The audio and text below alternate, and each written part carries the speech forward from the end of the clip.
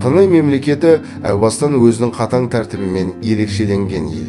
Қазіргі таңда геосаяси сарапшылар бұл елде экономикасы күн сайын дамыған, әлемге ықпалы артып келе жатқан ел деп есептейді. Ендеше Қытай туралы бірқатар қызықты деректерге қаныға отырайық.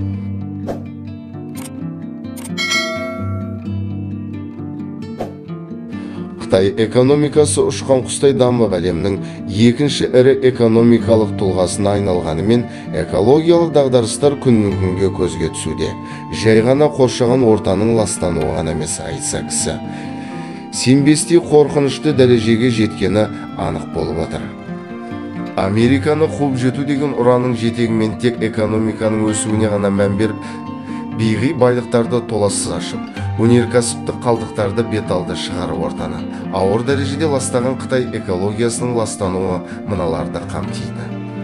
Судың ластануы және ауаның бұзылуы. Қазіргі таңда жылына 300 мың адам ластанған ауаның кесірінен көз жұмады. 400 миллион адам таза ауа сіміре алмайды.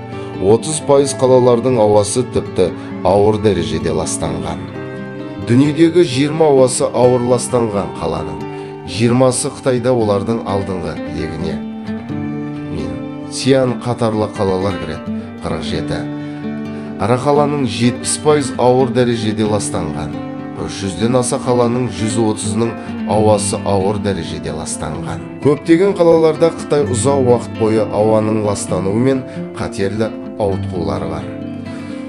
Суретте газдың көп мөлшерін шығаратын Чэньшунь, Цзилин қаласындағы моргта көрсетілген. Қазір ауаның ластану көлемі шектен асып кеткендіктен оны азайтқанмен оңайлықпен қалпына келе алмайды. 5% адамдар ғана стандартты қауіпсіз ортада өмір сүруде. Қазіргі Қытай асханасы.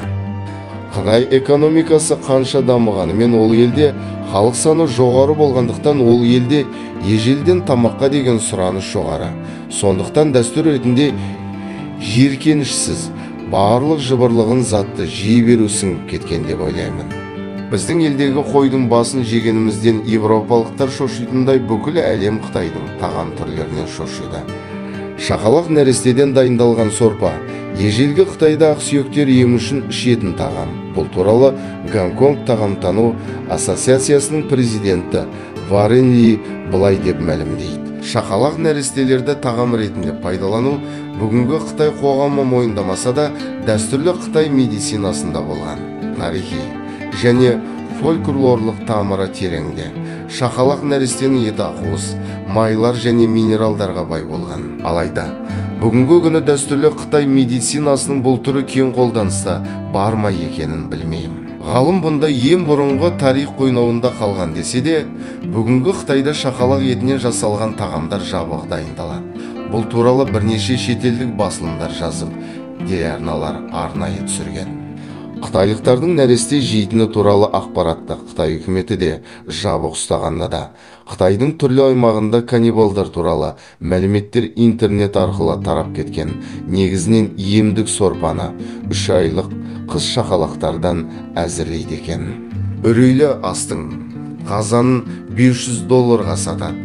Мұндай ас клиент пен әкімшіліктің арасындағы келісімнен кейін жабық дайындалады. Қытайдың әскери қызметі және заңдары. Әскерилер бастарын тік ұстап қатқан қазықтай қақиып тұру үшін олардың жағасына ине қыстырылған. Басыңды сәлем кетсең, қауіпке өзің барып ұрынасың. Әскери полиция саптық жүріс кезінде өз қызметкерлерінің қолдарын бір көтеру үшін арнайы әдісті пайдаланады. Қытайда мемлекетті сатып кеткендер, қарумен қоғамды дүрліктіргендер, есірткі саудасымен айналысқандарды өлім жазасына кесетінін біреу білсе, біреу біле бермейді. Кейбір деректерге сүйенсек, Қытайда жылына 5000-нан астам қылмыскерді өлім жазасына кеседі. Ауыр жазаға тартылған қылмыскерді атып немесе инъекция арқылы өлтіреді. Қай жайлы сіздер қандай пікірдесіздер? Комментарийге ойларыңызды жаза кетіңіздер. Бүгінгі мәліметтер жинағы сіздерге ұнаса, арнаға тіркеліп қоюларыңызды өтінемін. Сіздерден тек қолдау, бізден қызықты мәліметтер.